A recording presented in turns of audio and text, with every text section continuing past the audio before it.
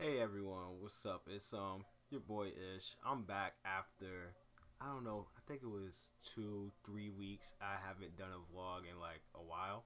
I'm gonna release an update video pretty soon, explain why like I kinda I didn't really take time off. Some things just came up that I didn't really have that much control of, but I'll explain that in the other video later.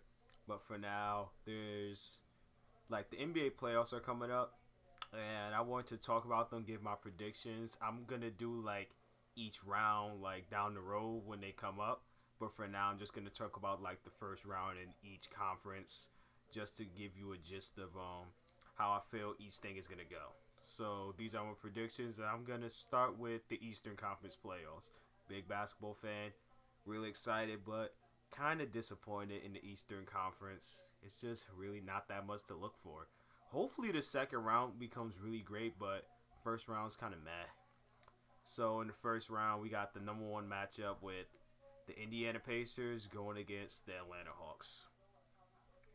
I'm not as sold on the Pacers as everyone else is, because the Pacers have struggled a lot down the road, and I really don't feel like it's gonna be that easy of a matchup against Atlanta.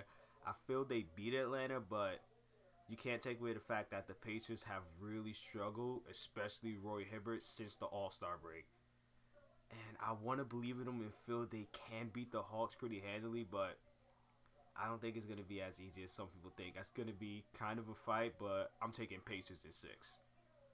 Next series, Heat, Miami. Sorry about that. Hello, Bert. Miami Heat versus the Charlotte Bobcats. No one cares. We already know what's gonna happen. What the Heat did in the series and the regular season is gonna happen in the playoffs. Sweep. Heat in four, no chance at all. Bobcats got probably the worst matchup in the entire NBA playoffs, but we have to really acknowledge that the Bobcats have really came back. They actually had a winning record. They went from it was 2 or 3 years ago. I think it was two. They had the worst record in NBA history, and now they're in the playoffs with a winning record. So hey, the Bobcats are coming up. They may be on the rise soon, but so don't sleep on them. But hey, they just got a bad matchup this time. But we have to congratulate the Bobcats because of all the bad things that happened to them. They finally look like a team that at least has a chance of at least being in the playoffs here and there. I don't see them being like a contender anytime in the near future or maybe in the distant future all that much. But it's good for like a new franchise like them to come up like that after all the bad things that they receive from people like bad mouthing them, saying like they're the worst team ever, stuff like that. So it's good to see them move up. 3-6. That is, we have the Toronto Raptors versus the Brooklyn Nets. Very interesting series. The only thing that makes it a little hard for me to predict this one is the fact that I haven't seen the Raptors that much. Cause like most of the time when I'm working and stuff like that, and I live in the New York, New Jersey type area, so most of the games I catch are the Knicks, Brooklyn, teams like that, and any other like team that's like really big, and the Raptors really aren't shown. So I know the Raptors are a good team because they did make it to the 3 seed, which is pretty good because I don't know that much about them. I just know that Terrence Ross and DeMar DeRozan have been playing like lights out since the second half of the season, and I feel they are really good players. And honestly, Brooklyn's not that great on the road.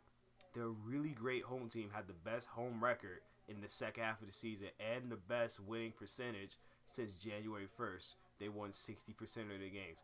After the slow start, Brooklyn really picked it up. But Brooklyn's not that great on the road. So this is probably going to go to 6 games, but I'm going to take Brooklyn. I just feel the only reason why this doesn't go to say game 7 is because you have the so much playoff experience on the Brooklyn Nets. They're just such a veteran team. I just feel that it's not Toronto's time, and maybe next year they'll make it to the second round. But Brooklyn's just way too experienced, and I feel Brooklyn takes it to 6. On to 4 and 5. We have the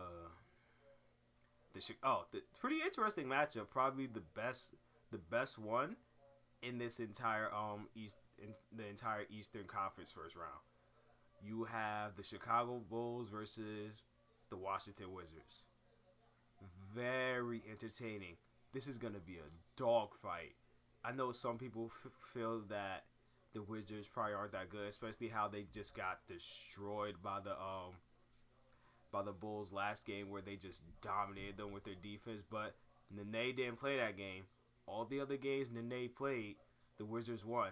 So it's not going to be as easy as some people think for the Bulls, because I see a lot of people saying Bulls might sweep, Bulls in 5. Nah, I got this going to 7 games, maybe at least 2 overtimes.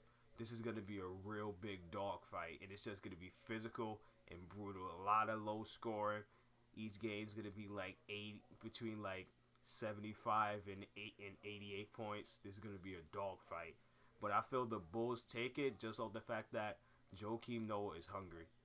And like he's just having that special, almost MVP type year.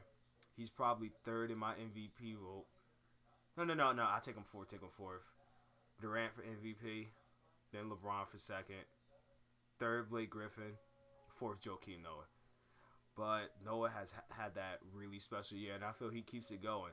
And I feel we're going to have a really interesting second round with Pacers versus Bulls and Brooklyn versus Heat. I'll talk about the second round later on, but for now, I'm just going to talk about the first round, but those are my predictions for first round. My next video is going to be about the Western Conference, and that should be uploaded a little bit, maybe a couple hours after the Eastern one. See you guys.